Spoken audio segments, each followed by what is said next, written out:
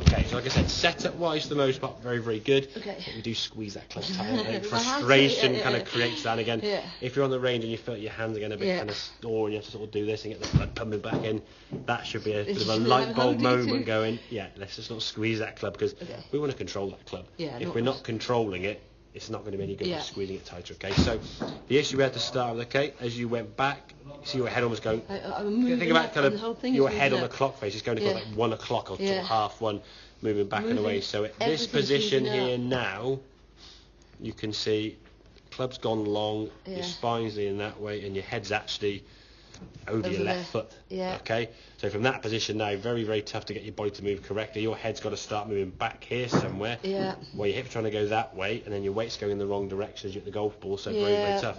Compare that to this one here now.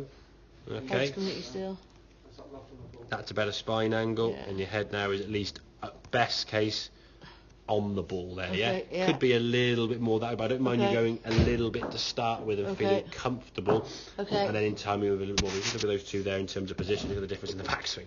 Club's a lot better. You're not leaning so much. The more your body leans, obviously that way. I mean, you can just see in mine. Yeah, I mean, generally speaking, the club's taller.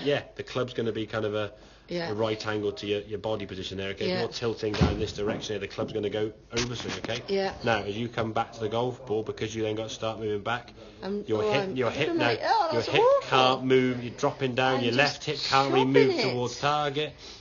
Hitting the ball there again, not the best strike we saw. Now look at your right foot when you finish this swing. This will be sort of a telltale sign again. Ooh, leaning back there. Look at that foot. So this one here, we said about that lead hip. Going towards that wall. As you start coming down, look at your hip now. There. See it moving towards that wall? I'm still going down a little bit. Well, that's fine. There's going to be a little bit of downward motion. That's fine. That's good. Hip moving towards the wall. Good strike. So. And that's much better. Shoulder, hands, club. All in a good line there. Okay. And as we twist through. Okay. Look at your right foot now. Okay. Look how much stress there's on that right toe, or the right toes, and just look at the angle of your left leg. I mean, on the edge of the camera there, if I put that. I'm bent down. Both your left feet there are on the edge of the screen, and one's vertically up the side of the screen, one's leaning back. I mean, just look at your the whole spine angle. Look at there to leaning back, And that's all caused by your top half kind of going in different directions to each other. So rather than your top half in the takeaway from here, so your head stays kind of behind the golf ball here as this hip kind of rotates and your spine kind of gets this angle behind the ball, and then as you come down the lower half moves this way. What you were doing on the back was moving your head kind of up and this way on the way back. Well, if you get that one on the way back, then where'd you go on the way back down? You've got to make a really big adjustment from there now.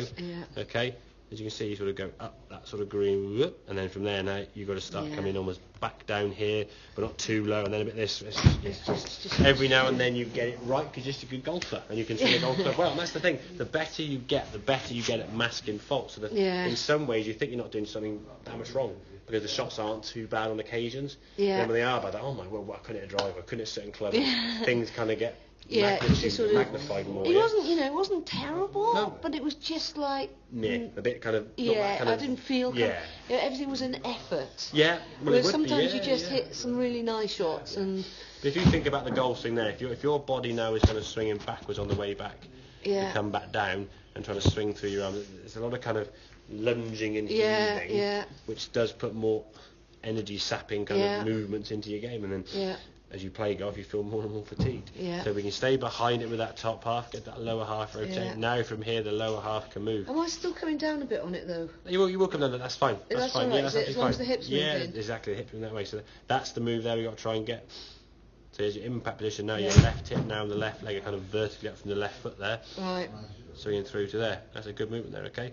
Some of the contact's a little bit kind of iffy, just because you're not used to being in that position with your body, okay? You've been used to kind of being kind of more wishy-washy. Back, going the other way, leaning back on it. So there's your impact there now. Leaning back. There's your impact there. More kind of the left foot, Okay. Very, very good. Let's have a couple more then. Okay. And we'll see how we do. We'll try a couple of the longer ones as well. So we'll go to the hybrid and see how that one goes. We'll have a couple more with that 7 or 8 iron you got there, Heather, okay? Good stuff.